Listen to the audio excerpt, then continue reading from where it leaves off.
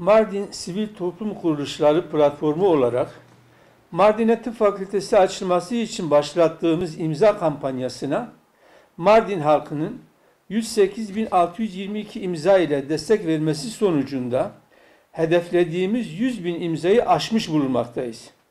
Bu nedenle Mardin STK platformu olarak bugün imza kampanyamızı sonlandırmaya karar verdik. Mardin Sivil Toplum Kuruluşları platformu olarak Mardin'e tıp fakültesi açılması için Mardin halkı Diyarbakır yolunda ölmek istemiyor. Mardin tıp fakültesi olmayan tek büyük şehir. Mardin halkı tıp fakültesi istiyor. Mardin'in yarısından daha küçük il ve ilçelerde tıp fakültesi var. Mardin'de niye olmasın? Sağlık turizmi için tıp fakültesi. 2 milyon vatandaş 3.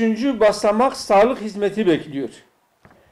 Her yıl 50.000 Mardinli il dışında tedavi görmek zorunda kalmasın.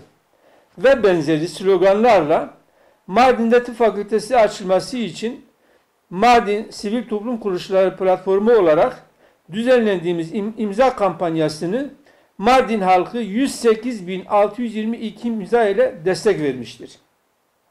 Sosyal medyada başlattığımız ve 108.622 imza ile bize destek veren her kesimden Mardin halkına en kalbi teşekkürlerimizi sunarız.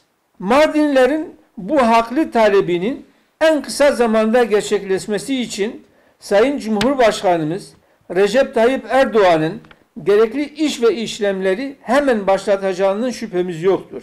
Şimdiden zat-ı devletlerine şükranlarımızı sunarız.